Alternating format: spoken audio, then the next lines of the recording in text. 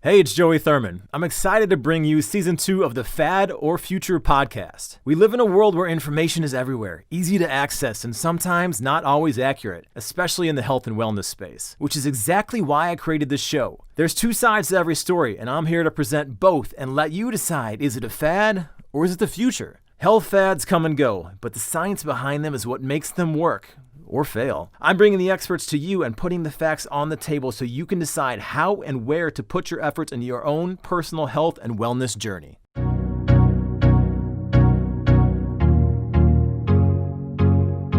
Would you drink pee? Would you rub it on yourself?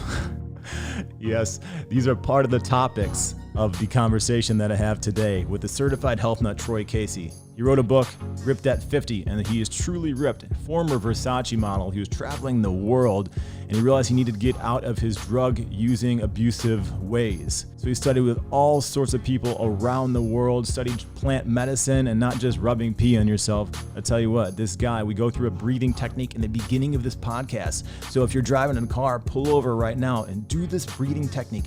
It will really change your life if you do it correctly. Troy has all sorts of anecdotes and things that we can use to further our lives. What are the 5 white devils? He goes through that. He studied with the great Paul Chek, who's coming on this podcast in a few weeks. Troy Casey, certified health nut, a lot of usable information and some certified health nutty things. Here's my conversation with Troy Casey.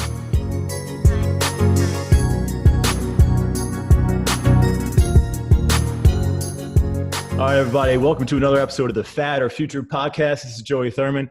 And today I have a very pretty man with a long beard looking at me right now. Troy Casey, the certified health nut. Dude, I found you online and I just had to send you a note. Like, I just really appreciate what you're doing. You take health just to a whole nother world. I mean, essentially we've been practicing health in this country in a different manner, in a different light. But you see things from a holistic manner. You were a Versace model 30 years ago. I'm a pretty man myself, so one pretty man to another. I get the toxicity that goes with that.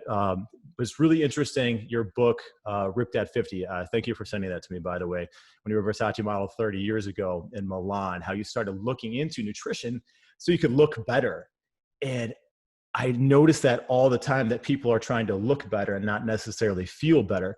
So you're helping people across the world, and you studied yoga and all sorts of different forms of health and wellness and mindset and motivation. I just truly appreciate you for coming on the show and taking the time, my man. Well, thank you so much. And thank you for being a leader in the world. And, I know a lot of models, not everybody made it out of the party scene and the lifestyle. I had a lot of friends that went on to become club promoters and all that stuff. And those that have really gotten out and gotten into nutrition and fitness have done incredible. And they're leading the way. I have quite a few model friends that are kicking butt now. And it's good because all that world experience really, helped me with where I'm at today. Traveling to other countries, speaking other language, using other currencies. Only 5% of the population, I do believe, in the United States has passports. Wow. So, I was afforded a life that most people don't, and saw, many things. And now it's helping me with my vision that I got in the Amazon, which is really just to get the world healthy. Yeah, I mean, so we'll get into your book a lot, but I've been watching a lot of your YouTube videos. I spent an entire Saturday, so you should feel quite honored that I took a whole Saturday, and it was just Troy Casey Saturday. So I think that's a thing now. So I took a whole entire Saturday. I read your book. I watched a bunch of YouTube videos, and I'm not big into breath work. And part of this podcast is Fad or Future. And I know breath work has been around for thousands of years, and the monks have been doing it in Tai Chi and all sorts of different forms of martial arts. But could you take me through some breath work just to start off the podcast? Is there something that you would like to do? So people listening, if you're in a car, let's probably not do this in a car. No. But if you want to pull over, you want to just take a seat, onward and upward, my friend. Let's go. Yeah. So great. The breath work, got a lot of friends that went to yoga in India. And I had one friend that studied with a guy in the Himalayas. And when I was having big trouble going through my divorce and being depressed and he taught me some emergency breath work, the Bastrika. And from there, you know, between Wim Hof and all these other things, it just started coming into my consciousness. But instead of getting a certificate, I was in emergency. I was sleeping on my couch. I was severely depressed, had to take care of my kids. I had to get my act together. And breath work was the one thing that cleared my head. And I was like, and then I could function, you know, while my wife and I were having so many big challenges, and I didn't want to lose my family. It's breaking my heart. Yeah. But I wake up with anxiety 4 a.m. every single morning. And then I learned this, and then I just started breathing. That was it. If I got 90 rounds in a day, my head was clear and I was able to continue. And I continued that after the divorce. And then that was, you know, one of the catalysts that helped bring my wife back together, is just continuing to do my own healing work. So let's keep it simple, guys. We're just going to do in through the nose, out through the mouth. We'll do a round of 30. We'll do an exhale retention. Okay. Somebody just told me, because he studied under Hicks and Gracie, and I learned from the exhale retention to get as much gas out of your lungs as possible. But one of Hickson's black belts, Eric Kalani out there in Hawaii, he was watching Bruce Lee, and he couldn't get all of the air out of his stomach and then out of his lungs. And he realized that the Bruce Lee, when he used to scream like that, that's how he would empty. And then he would become a vacuum, and he would be indestructible. He'd turn on the iron shirt. So I find that interesting. So we're going to get all the gas out of our lungs as much as possible. You don't need to do the Bruce Lee scream. And then when the reflex kicks in, breathe in that, and then hold that. So 30 breaths, in through the nose, out through the mouth. Here we go.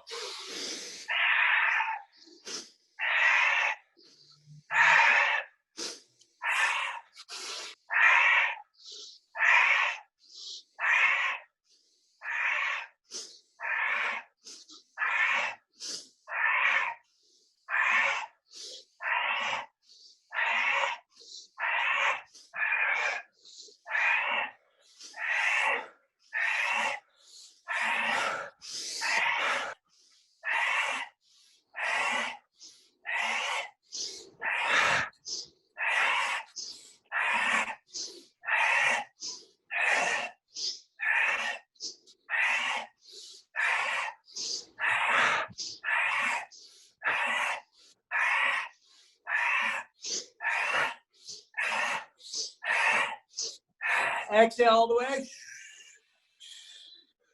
Hold.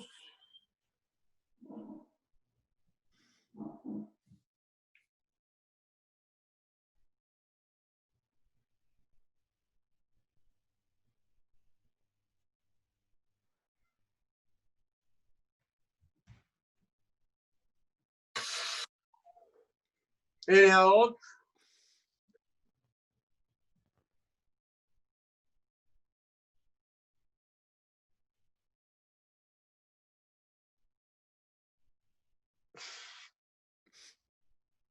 Come back to normal.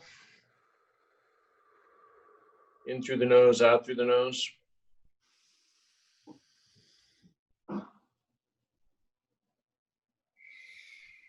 Come back to normal. In through the nose, out through the nose. Check in with the quality of your mind, your body. Like, check in with the differences before and after. So you guys can stop the recording and try two more rounds if you want. Otherwise, just make sure you're not driving. Don't do this in water, etc. You can lay down as well. And so there you go. A little bit of medicine, clear the head. You know, that's the first time I've ever done that. Right? How was it? So I felt lightheaded probably halfway through. And that's why I wanted to do this the first time with you. I mean, I've watched some videos and things like, let me do this the first time with him. Yeah, I got lightheaded, but once that lightheadedness left me, and then you said to go back to normal, I felt more of a sense of calm about myself and about my body, and just more aware of kind of where I am right in space right now, and less of the shit that's just kind of around me. It was really interesting. So that's called emergency breath work. That's what I call it. It's also called, that's in through the mouth, out through the nose, in through the nose, out through the mouth. Okay. I mean, literally, you could go into the Yoga Sutras and find what that is, Yeah. or you could just call it breath work and do it. Like, don't get caught in the nomenclature. Yeah. You know, simply do it. Too many people get up into the conceptual ideas. People ask me all the time, is that Wim Hof? Is that Kundalini yoga? I mean, sure. I think at the bottom line of it all is breathing in and breathing out. Yeah. Which is life. And fully taking that inhalation and that exhalation. I mean, most of us take very shallow breaths when we're working out or walking out through the day. We're stressed, whether we're, you know, sympathetic, parasympathetic. Like we don't really know how to breathe. So that's what I tell a lot of my clients after they're done working out: just lay down and put your legs up on a wall and just let the blood kind of flush and flow, and just be with yourself. So you can see how incorporating that, or right about like box breathing, whatever name you want to put on it, but basically just bringing yourself back to that state of just calm. And there's a lot of strength professionals that can go in and out of that, you know, parasympathetic, sympathetic state, you know, back and forth. I could see how that breath work could definitely do that. And thank you for that. I appreciate that. Yeah, absolutely. And you know, feel free to, you know, do that anytime. Play with it. Do 10 breaths. Yeah. Hey, I don't have time for 30 breaths or 90 breaths. Do 10 breaths and you tell me what happens. Yeah. Play with your retention. Do inhale only retention. Do exhale and inhale. You know, play, make it up. Right. Somebody else did already. I was watching a video where you were there. There's some breath work where you can actually get a sensation like you're high, like activating like DMT. That's the best Srika. Yeah. You get on your knees and open up your diaphragm, and then really hard through the nose and full too. So kind of like that. Yeah. And then you hold and you do the Bula Bandha lock, which are the yoga locks inside your perineum. Yeah. And then there's diaphragm lock and a throat lock. If you were watching me on camera, you could see me doing my throat lock. Yeah, I saw that. So for people listening to perineum, basically your taint. I mean, engage your taint. And if you don't know what your taint is, if you've got testicles, it's between your butthole and your nuts. There you go. Yeah, stop the flow pee. stop the pee. And we're going to get into Dr. Pee. I can't have you say that without talking about Dr. Pee. All right, so let's get into this book. One of the quotes that you said in here, and I found myself stopping. Normally when I read books, I just kind of read cover to cover. And I was taking notes during this. And this was really intriguing. There's nothing more frightening than being well, because then you have to take responsibility for the world around you. I know a lot of people can relate to this, because we always say, especially in American culture, we want to complain about everything. And I'm fat, I'm sick, I don't have enough money, I all this, my kids are driving me crazy, whatever the hell it is. And if we actually solved those problems and we're left with no problems, and this is how I'm interpreting this quote, then we got to figure out what the hell is actually going on with us inside. Hey, ooh, big light shined on the inside. We're in such an external environment with entertainment and flashing lights all the time, and scrolling through the slot machines known as Instagram and Facebook, and we're all addicted and we don't even know it. And when you slow all that down, man, the world completely shifts. And then you realize ultimately that you are creating your reality. And that's what all the alchemists before us did. And alchemy and Neoplatonic philosophy was taught long before, the industrial age school system. So Da Vinci, Descartes, all the learned people, Newton, they studied Neoplatonic philosophy, which is focus creates reality and love, truth, and wisdom. When you are honest, truthful with where you're at, and you know exactly where you want to be, what you love, what your big dream is, that creates tension. And by law, tension must be resolved into the triangle of wisdom. So that's the lead into gold. Yeah. Right? So that's alchemy. So we must first envision in the mind what we want to hold in the hand. And they don't teach this in school, because they want you to be an employee or a slave inside the corporate structure. Right. And so, but that's how the mind works. And if you don't believe me, just look at the Wright brothers. They told them they were crazy, out of their mind. Steve Jobs was not an engineer, right? Probably wasn't even a programmer. I think he probably knew how to write a little code here and there. He was an idea man. Wow. I mean, it's interesting because, visualization is a big thing. And sometimes I'll have my clients do it. And I find that when I visualize, things can almost manifest. And if you come into this world and you get up and you've got positivity and you're waking up, and I know there's going to be shitty times. I hate it when people say like, oh, just think positive all the time. Well, it's bullshit. We have negativity. We have scars. Without negativity, I don't know if we'd ever know what positivity is. But you can get up and you can have that positive mindset. And what's your day going to be? And what's the next hour going to be? What's this podcast going to be like? And I think envisioning that is a really good way for people just to stay in check with their reality and manifesting, things happening. Really good, man.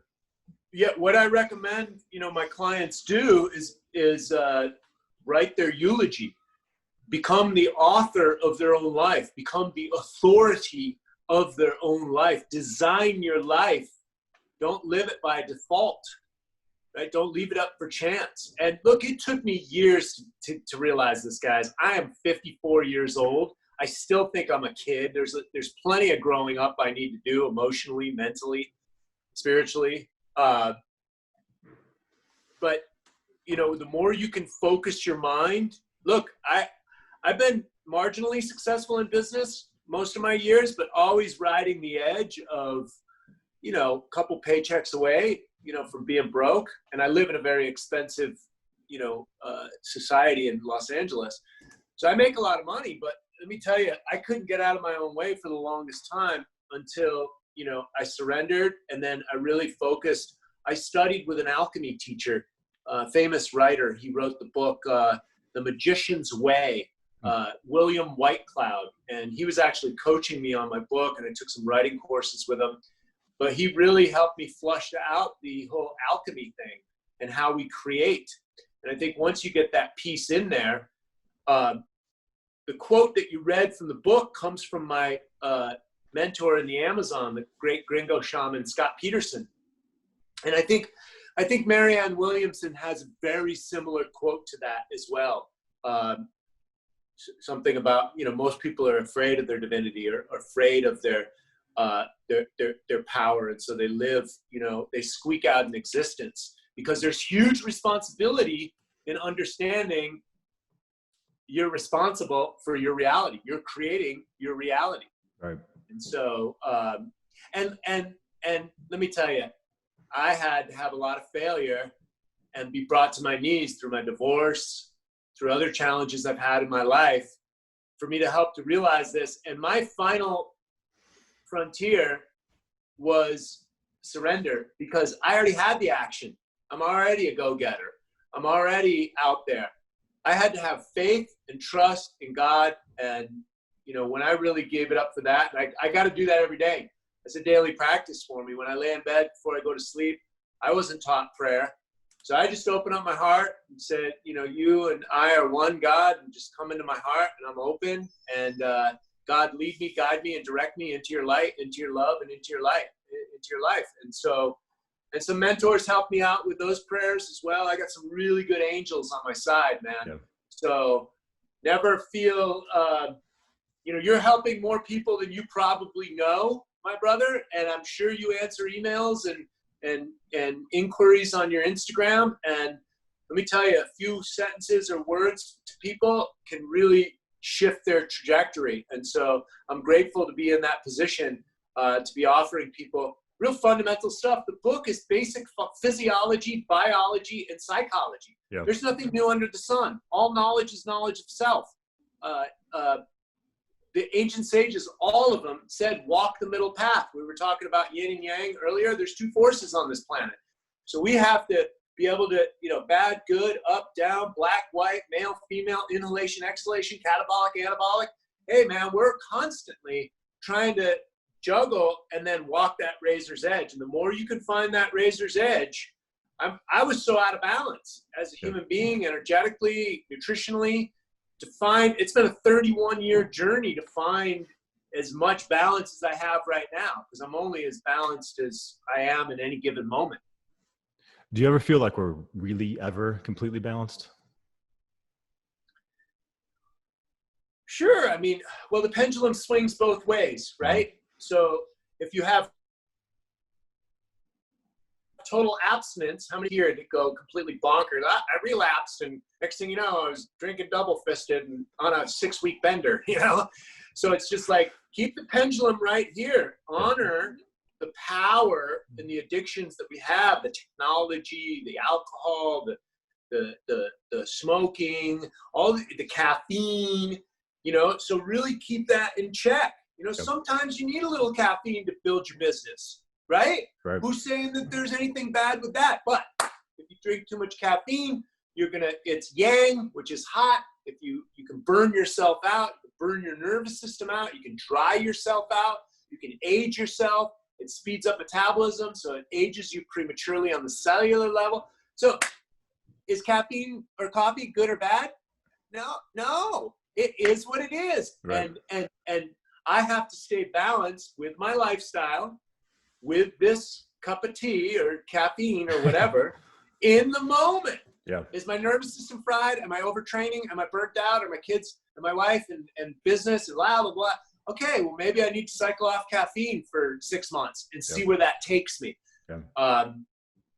It's always present moment, emergent reality. There is no like, oh, let me be a vegan and I'll be healthy for life, or let me start practicing breath work. You know how many people that write me, they can't meditate, they can't do breath work, they're just not ready for it. Yeah. Okay, fine. Go out for a walk barefoot in the grass or on the sand. And that's your meditation. You know, do what works in the moment is you know, some of my unsolicited advice. Well, it's solicited, man. That's why we got you on the show. So you talk about, I mean, I literally just started doing meditation a few weeks ago because I'm a Midwest boy, you know, like I was taught not to really cry that much. My mom was pretty good about letting me show my feelings, but I guess I saw my dad cry a couple times. And when he did, holy shit, that was impactful. It was really impactful to me because like, I mean, dad's crying. So I didn't just do meditation, and I'm around all these world famous health and fitness experts. I just didn't do it. I wasn't open. But in your book, you talk about, and there's a park or somewhere you go to that's near your house, and you take off your shoes and you're walking around. And that's a really good point for people listening. And sometimes meditation doesn't need to be you're sitting there going, and trying to get to some spiritual level. Sometimes meditation is maybe just unplugging and not bringing your phone and feeling the ground and the mud and the grass beneath your toes and just kind of walking around, just being one with yourself.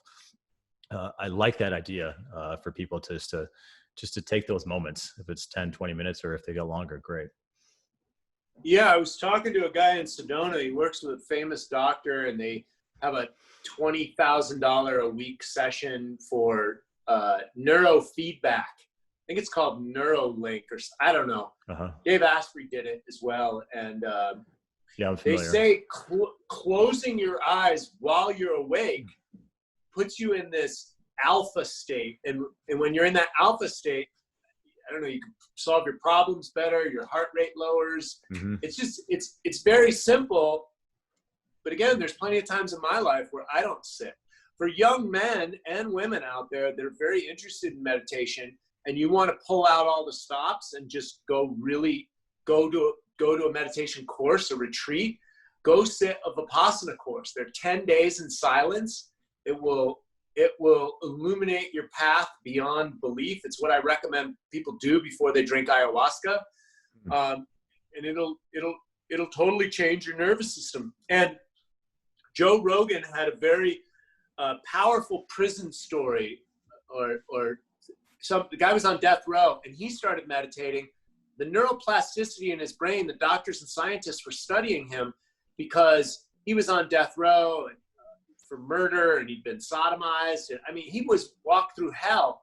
And if his mind can be healed through meditation, mm-hmm. your mind can be healed through neuroplasticity. And so get it any way you can. But if you're a little frustrated with your meditation practice, find 10 days, go sit a Vipassana course, and your life will change forever. I sat 11 of them, and they changed everything. Wow. Yeah, that neurofeedback, biofeedback. I actually did people listening, go back and listen to the brain training episode where I had my brain hooked up and you just watched my eyes were closed and my mind was working. I don't think you need to be hooked up to realize that you're actually being in tune and paying attention to yourself and finding, sometimes just closing your eyes and sitting on the couch or, walking slowly can actually give you a much clearer vision. So let's talk about the ayahuasca experience. Yeah. Before we do, I wanted to say, cause we were on the breathing, for us mouth breathers and neck breathers, cause I caught myself doing the same thing when I started examining my own breathing mechanics. I have a stork walk, which is what I recommend. It's a free video online. It comes in my meditation breathwork course as well. Mm-hmm. But the stork walk you can find on my YouTube playlist for exercises, and that will repattern the breathing apparatus. So that's probably the best place to start for your listeners, is the stork walk. It's a Qigong Tai Chi move to repattern your breathing mechanics. Okay. And that's more working in than working out, correct? Correct. Which the difference is about 90 beats per minute. Okay. Working out is considered over that, and working in. And again, back to the walking's my number one prescribed medicine for most of my clients. Yeah. Some of them we start off on nutrition for months, and then they start their walking program, and then they start other exercise programs. But just getting you in consistent movement will change your life, change your blood sugar, change your nervous system, change your musculature. And it's so simple. So ayahuasca. yeah. Let's talk about this, because I can't get you on this and not talk about it. So I've done ketamine therapy. So I've had a out of body experience by a doctor. Ayahuasca. Let's talk about your experience and how you became to be the certified health nut. So I was working with an herbal company. I started taking herbs in 1989, dandelion and milk thistle as a diuretic and a liver purifier.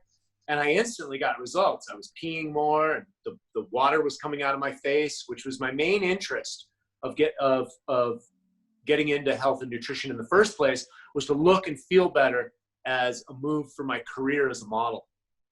And then, so dandelion was like one of my favorite herbs. And even when I was partying a lot, drinking a lot of alcohol, I take dandelion, and I do believe that helped my liver to this day.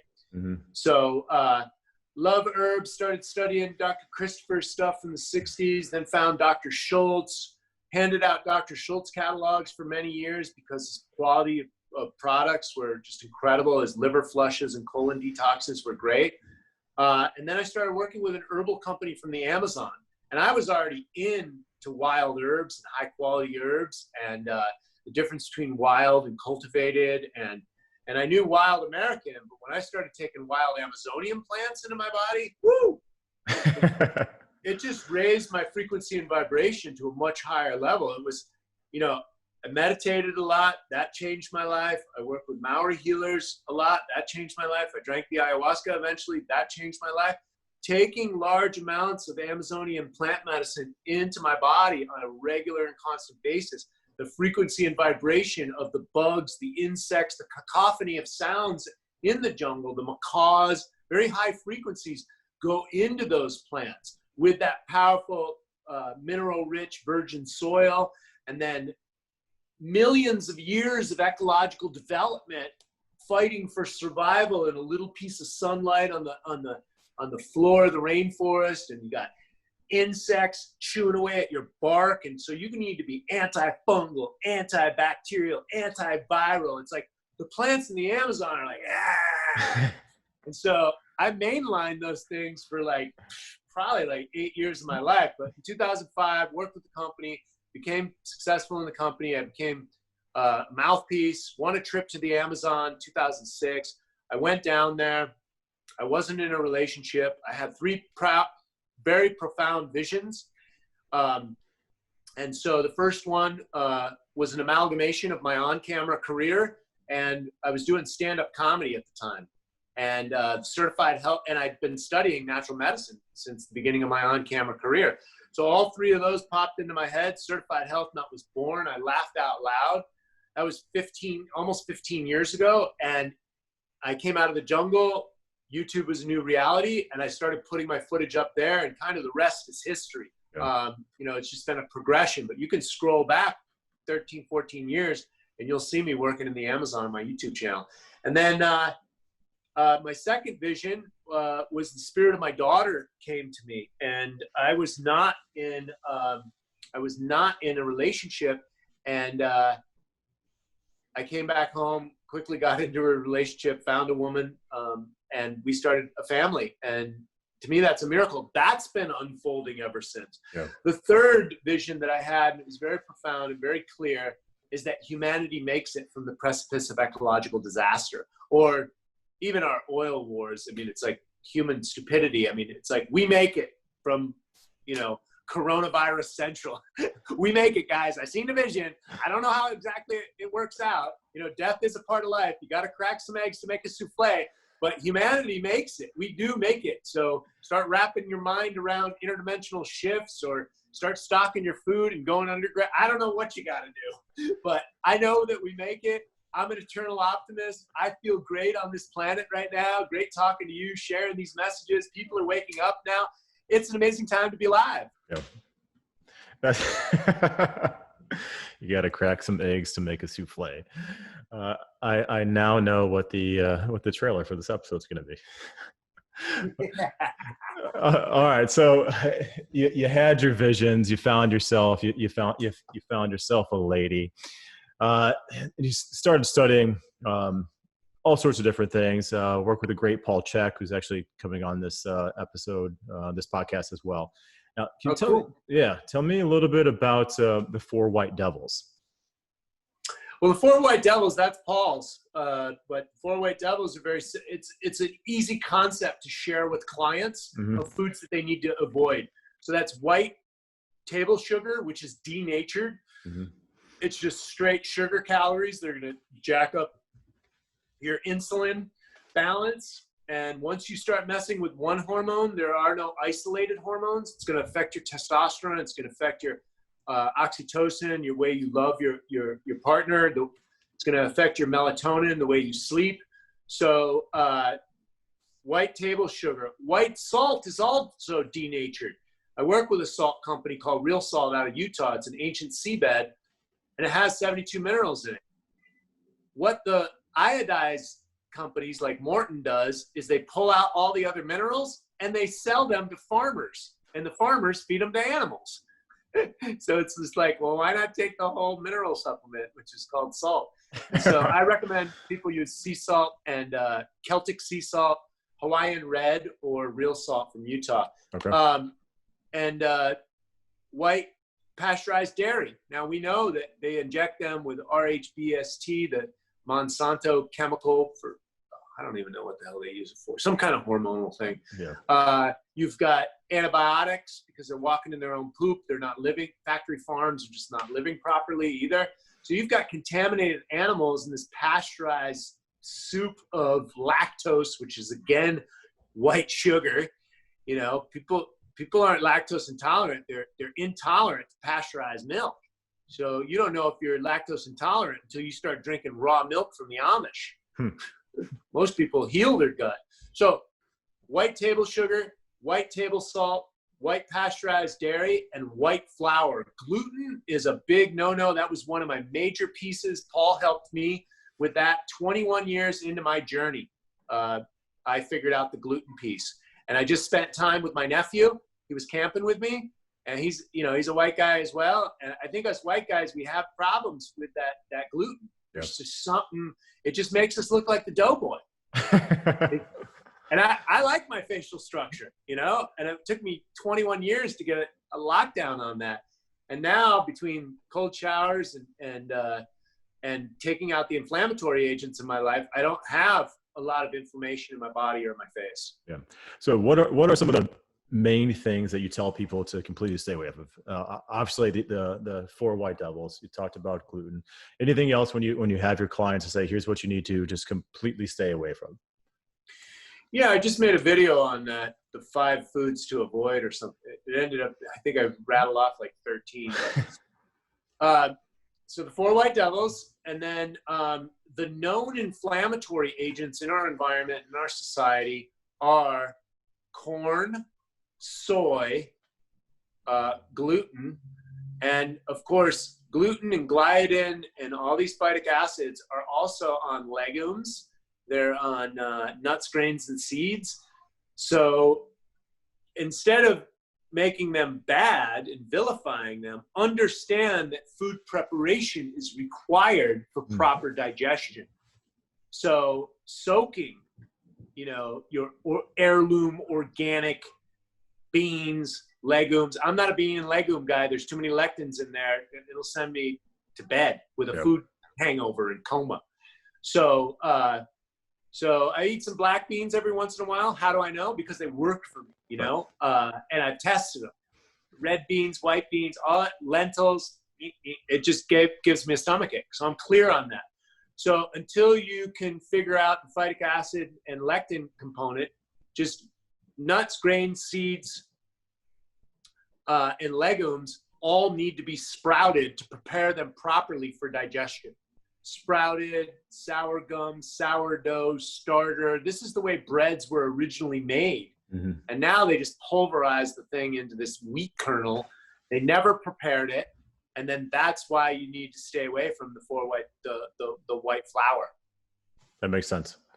Now, when you're working with people, you're telling them to stay away from this stuff. You said walking is one of the main things. How are you starting them on an exercise program besides walking? Or if somebody has 300 pounds, what's the first step you take? The first thing I do, and I'm very fortunate, and this is by design, I make LA is a vacation destination. So I have people come here for individual retreats. And we're moving to Arizona soon as well, so have a bigger retreat center.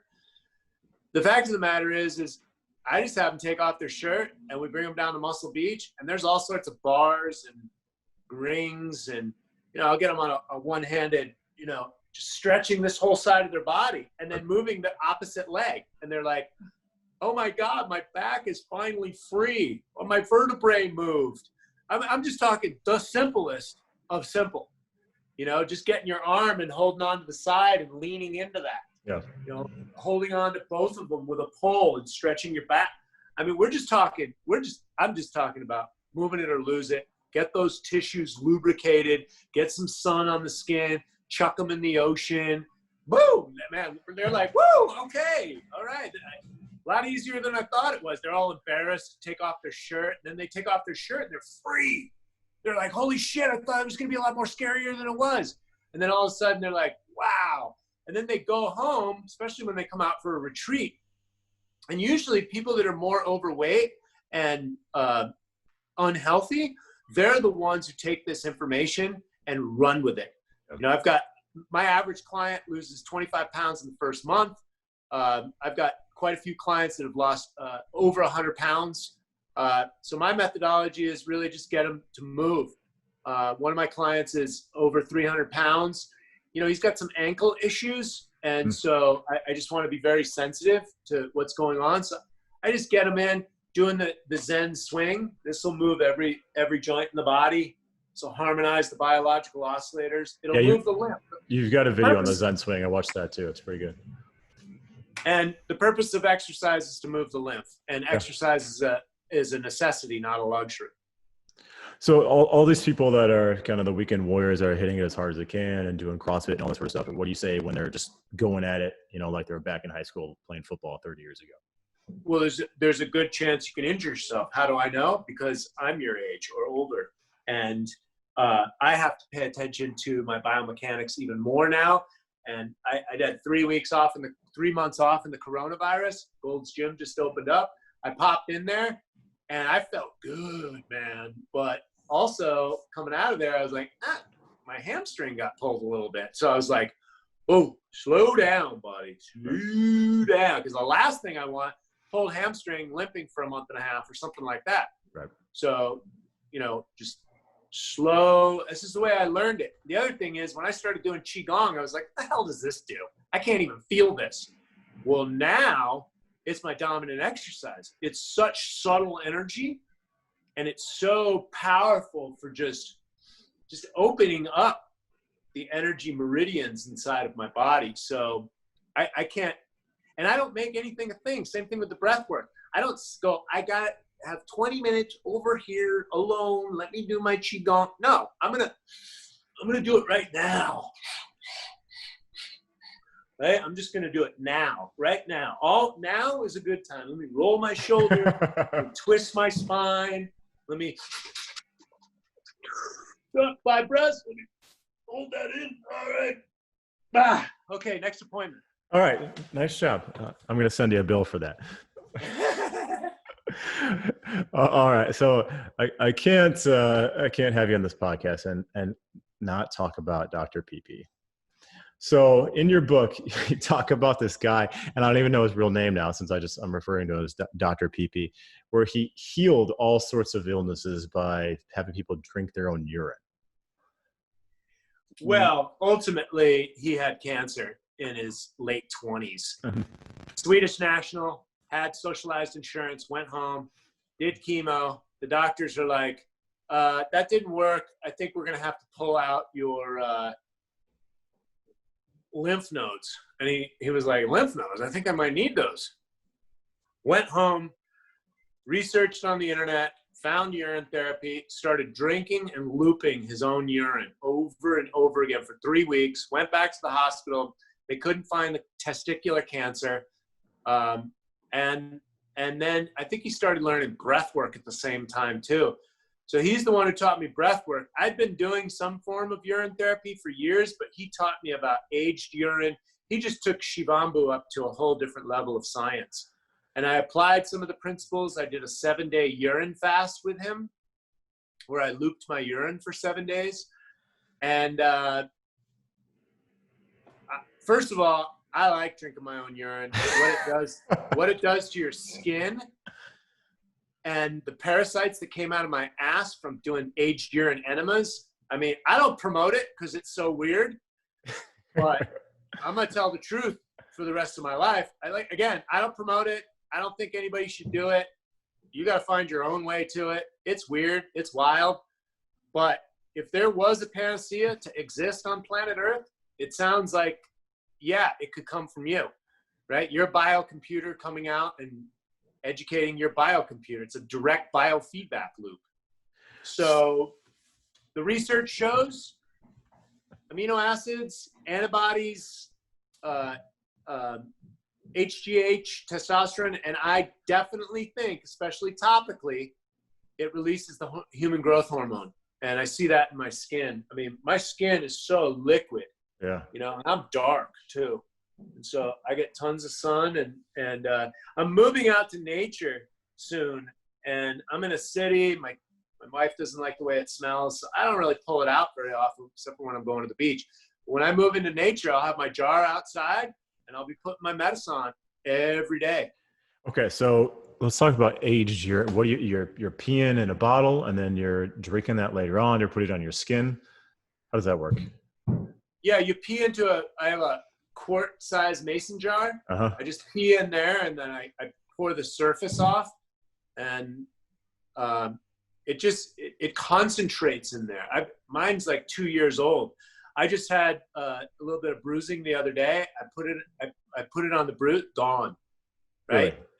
And so, yeah, it works. Again, I haven't gotten that deep into it. I usually just bring a jar out to the beach because it smells like ammonia. And it makes my skin feel amazing. But I think once I'm in nature and I can go into my backyard, put it on, not offend my family or anything like that, I think I'm going to get into it a lot deeper, because when I do have it on, first of all, what it does to my psyche, like I feel euphoric when I have it on. And then my friend taught me to do aged urine enemas. You buy one of those bulbs at CVS. It's a blue neoprene with like a syringe, like a needle that goes up your butt, and it's just like, and the parasites that came out of me and how flat my stomach got after that, between that, the breath work, the Taoist stomach massage, my stomach's flat. It's never been flat. The reason I got into nutrition 31 years ago is because I used to bloat and I had indigestion and I had all sorts of digestive problems. So your curse ultimately is your gift, yin, yang. Wow.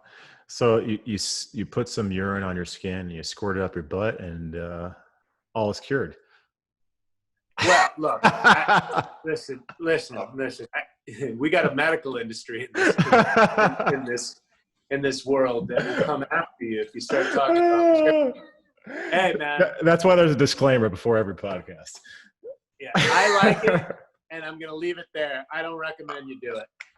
All right. Let me just say that. I don't recommend you do it. Troy did not tell you to do it. He's telling you his experience. So don't come trolling after me or Troy saying he told me to pee all over myself or put urine on my butthole. Like, okay, talk to Dr. Pee-Pee. Maybe he can take care of you. Dr. Pee-Pee Shivambu, Eric Casano. What an angel. The great angel in my life came to me at the right time, the right place. And he's buried a couple of my other friends and made them breathe in the ground and probably peed on them too. I'm just kidding. But no, my good friend Ra of Earth, who's a big Kundalini teacher, he did a retreat with him and they submerged him in water and did an hour of breath work, submerged him in the earth. They buried him in the earth. And he came out, he's already an enlightened dude, and he came out completely shifted. And so Dr. Pee-Pee Shivambu, he's a national treasure for sure. Find him. He's in Malibu. He's a good dude. Eric Casano on Facebook. Eric. All right, cool. Yeah, when we get the show notes later, send me. I'll put that in the show notes so people can find Dr. Pee-Pee. I can't say Dr. Pee-Pee enough. I just want to call this one Dr. Pee-Pee. All right, so I was looking on YouTube, and we're almost let you out of here. So what did you call it? Semen? Was it semen preservation or semen retention? Semen retention. What's going on there with semen retention? I was watching this video of you and this girl, and you were talking about getting in the shower and you're smacking your testicles and semen retention. Dr. Pee-Pee to semen retention. What do you got here, Troy? One psycho chicken moment to the next.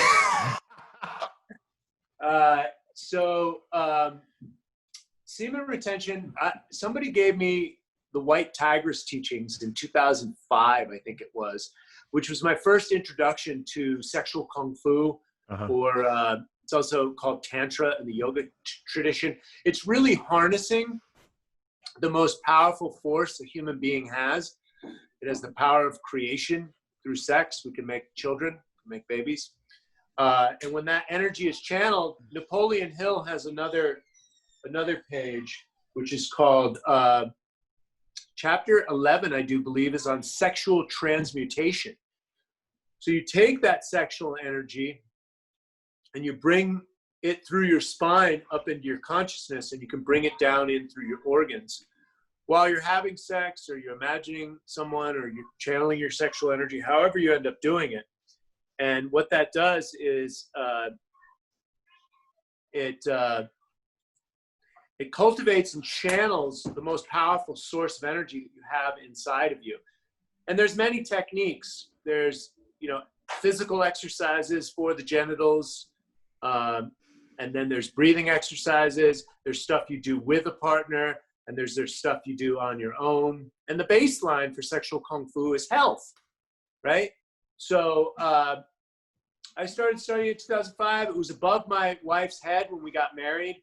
Had some challenges in our marriage, brought back to it. And then my wife started studying with Mantak Chia. Mm-hmm. He's kind of the Taoist sexual guy out there. And then it's all about the practice, bro. I got off pornography. I don't come all the time. I try not to come, when I'm having sex with my wife as well. And that keeps my energy there. So the Chinese say that your Jing life force energy, which is stored in your kidneys, that's your Jing, that's your energy. And the more you ejaculate, the more you expend it. For women, it's having children.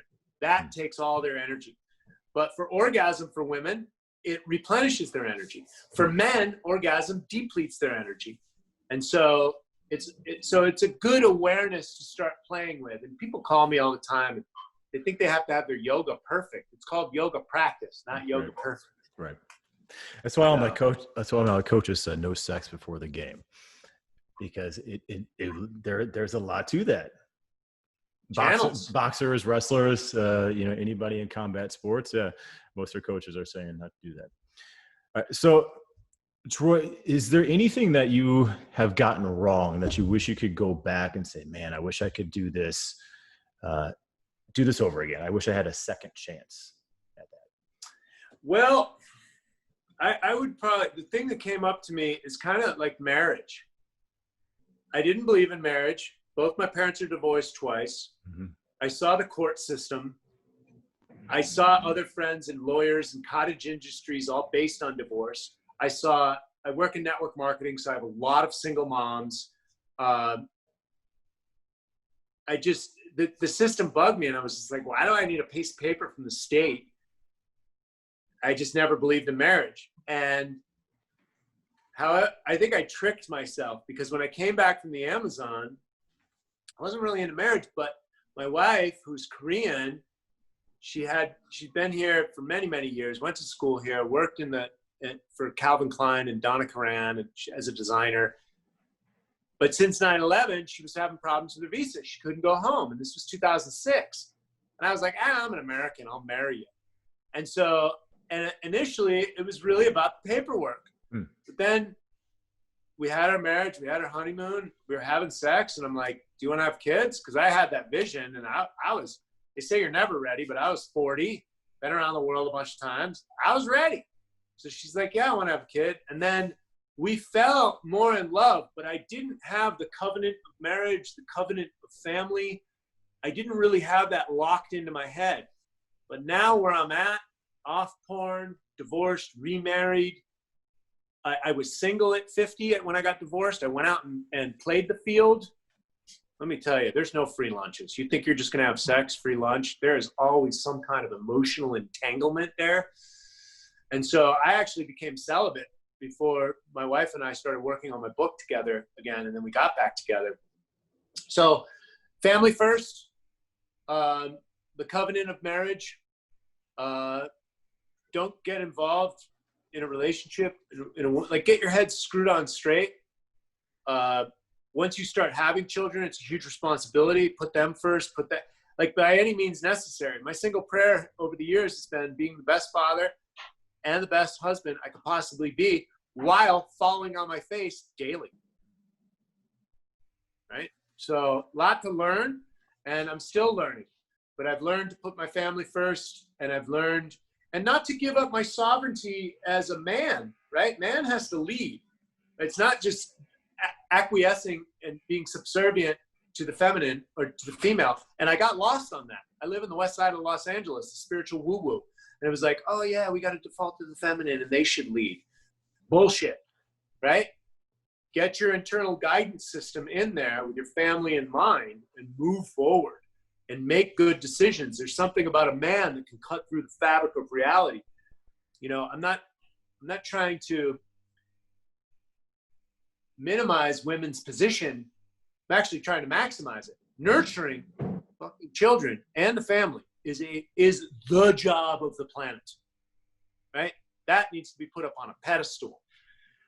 And it's not that that's all they are, you know, feminism and women's lib and all that stuff. No, it's not all they are. But as soon as I got my wife off her industrial age business and job, told her she'd never have to work again, then she had to go back into her mommy nurturing. She had to settle into that. She used to be busy in business, and now she's got to be a mom, and she's a natural at it. And she never has to worry about the stress of business again. And I'm happy as a man. I stepped up to the plate, focused on my business, got my shit together mentally, was able to move through that. And now I have something to provide. I was always providing for my family, but it just depends on different varying degrees. Now that I'm focused on my business, she's focused on the family, and we're focused on healing together. I think that's just, it can't be overlooked. And I overlooked that when I was younger. It's easy. It's really easy to do. I've been married for, it'll be 12 years at the end of this month. I have a 2-year-old son, and not until the moment when I saw him literally be born, I was like, shit, I know my purpose. What have I been doing? So from that moment, I'm not saying that I haven't gotten lost in the 2.5 years he's been around, but I think getting lost on our journey is something that we almost have to do. But I always bring myself back to that path and why am I here right now and what am I doing? And it's a good point. My eulogy, when I die, is it going to matter I did all these TV appearances or I did all this sort of shit? If it doesn't matter to my family, it doesn't matter. So if they say, hey, he was my dad, he was my son, he was my brother, he was my husband, and I'm proud of him, that's life. And you know, I appreciate you for saying that, and you're being man enough to say, like, yeah, we all make mistakes, and that's okay. Nobody's perfect, especially in this bullshit social media age. Well, and I really want to drive that thing home. You know, we are all children of God. Mm-hmm. And making mistakes is how we learn. And our soul contracted, especially during coronavirus times, like this is a very special time in human history. Yep. We came down here as spiritual beings very purposefully. So there are no mistakes. There are no victims. Get over your spilt milk. Keep showing up. If you think someone's had it worse than you, or you think you've had it worse than other people, well, you need to read some prison stories. So we've all got them. Do your best. Keep your head up. Keep moving forward. Admit when you're wrong. And get back to what matters most for your long-term survival. Right on. I have 2 more questions for you, and I'll let you go. Now, obviously you see things in a different light, and American Western medicine, we try to give a pill and we're only treating symptoms. What do you say to people who see you and like, this guy, he's full of hocus pocus and witchcraft and all this sort of stuff? Because you've got to get that, especially from everyday doctors. What do you say to them? Well, I'm 54 years old. I'll just take off my shirt and say, here's my science project. Let me see yours. Here's how my theories are rolling out in my tissues. I'm happy to see your program, but what I realized philosophically is the highest form of philosophical thought is I am. Everything else is conjecture, opinion, story, theory, hypothesis. The list goes on. Unless it lives inside of a human being, it has no ballast in reality. That's a great visual. If people are going to check this video out, dude's ripped at 50. What are you, 53 now? 54. 54. See, look at that. It must be the rubbing of the pee on the skin that makes your skin look so much better. Dude, you look great. A lot of people my age would want to look like you. All right, last question. Certified health nut, fad or future, my friend? Me and my brand? Mm-hmm. It's definitely the future. And the thing is my brand doesn't have to be involved with the future, but clean air, water, soil, which is my vision, does. That's what makes life hospitable for human beings. So that stays. And then, basic information like sleep, circadian rhythms, hydration, organic nutrition. See that? I dictate. So I thought it was, you see that? I put a comment in there.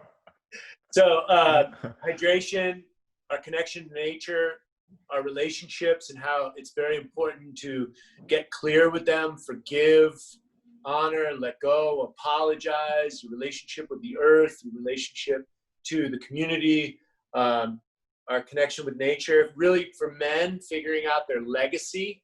And this is just simple stuff. If you don't have a legacy, a roadmap to where you want to go, then anywhere will just do fine, and you can have your little shitty 9 to 5 job, and and not know what you're doing and just be a paper chaser, or you can figure out your heart's desire and then program that in your mind. Amazing. All right, Troy Casey, thanks, my friend. Truly appreciate it. Make sure you pick up his book, Ripped at 50. Follow him everywhere on social media, the Certified Health Nut. Truly one-of-a-kind individual. I'm Joey Thurman. Don't be a fatty, FADDY. Be a part of the future. Cheers.